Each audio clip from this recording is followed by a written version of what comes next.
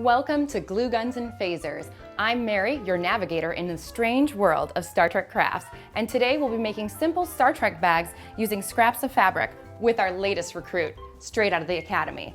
So put your phasers on stun and your glue guns on fun, because this is Glue Guns and Phasers. Welcome to the 9th mission aboard the Crafting Enterprise. Please give a warm Starfleet-style welcome to our latest recruit, straight out of Starfleet, Miss Brittany Braun. Permission to come aboard? Granted. So I'm really glad you're our guest crafter here today because you made my skirt and otherwise I might have to go pantsless. Not that the viewers would know. Hey, cameraman, watch that angle. That's right, I do make custom skirts perfect for any off-duty occasion. Excellent. So now you can make these in a variety of sizes, but what other organizations do you actually design for besides the Federation? It depends on what galaxy or what city you want to live in. Gotham City is always very popular with Batman, Star Wars universe, DC, Marvel, comic books, cartoons. The sky is sort of the limit. And sizes too? You can make them for kids and men, I hear. Yes, I have had some men orders as well as female. They can be as small as infant sizes, toddlers, adults, and we do custom orders as well for dresses and tops. Well, that's really fascinating, but we don't want to divulge all your secrets here today, so they can go ahead and order the skirts online at her website. But today we're going to be making these simple Star Trek tote bags using the remainders of fabric that we have left from the skirts. Yes. Let's get started. For this project, you will need an iron, scissors, a ruler, shearing scissors, 2/3 of a yard of your favorite fabric, and matching thread, and of course a sewing machine to make it sew. Well, I love that you use all the scraps of fabric from the skirt project to make these bags. So what are the dimensions of the pattern pieces we're going to need? So the bag actually requires 4 pattern pieces, 2 for the body of the bag and 2 straps. The body of the bag you're going to want to cut 2 rectangles 16 inches by 19 inches, and the straps will be 3 inches wide by 24 inches long. Awesome, so let's start measuring and cutting these pieces out. Beautiful.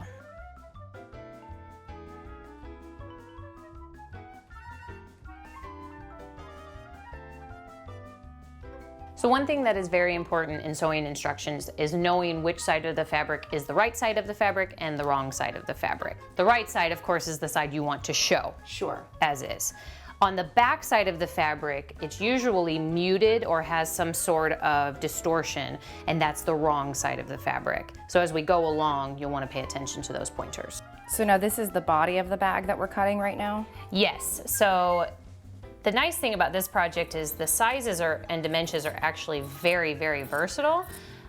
But for this particular size, I think it's a good everyday bag to run your errands, go to the grocery store, grab something from the bookstore sort of thing. Especially if you live in LA and now you have the plastic bag ban, it's a perfect kind of tote bag to express your personality while you're going grocery shopping. Exactly. And who doesn't love getting compliments while they're shopping at Target? I love it.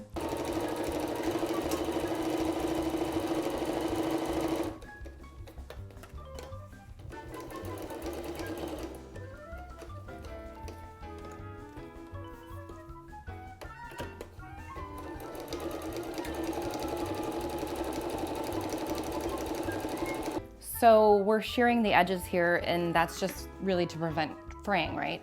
Correct. You don't want all of those books and vegetables and Star Trek accoutrement to be catching on any of the edges and making the bag wear. And it just creates a nice clean edge. Exactly. And doesn't it look so fun with the zigzags? Now, Brittany, I've labeled this as a lieutenant level mission just because, you know, there's the use of the iron, which is very hot, and scissors, which are very sharp, and of course the sewing machine with the needle. We don't want kids experimenting with this on their own. So normally this might be an ensign level mission just because it is sort of easy, but just for those safety purposes, I would say do it under adult supervision. Exactly, and this is actually a great way for adults to get involved in something they probably did in home ec class in high school, and now their kids can sort of pass on what they learned in school. I love that. So now you're pressing along about 1.5 inches from the top of the wrong side of the bag, just to kind of iron that out so you've got a little bit of a seam there that you're going to create.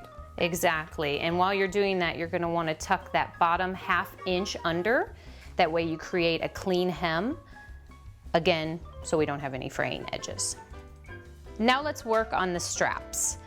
You're going to want to press each side of the long side in 1/2 inch with the wrong side of the fabric facing up. Once you have that done, you're going to fold the entire length of the strap in half and press that down.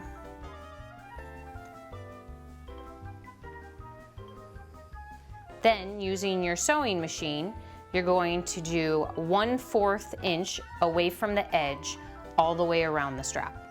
To attach the strap, you're going to fold down each end 1 inch and press.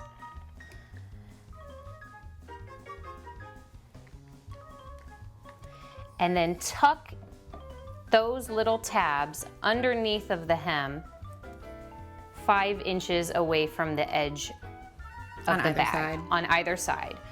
So those side seams are going to be 5 inches away from each strap. After you tuck the 1 inch tabs under the hem, you're going to stitch 1/4 inch and 3/4 inches away from the edge of the bag. That way you get a clean hem.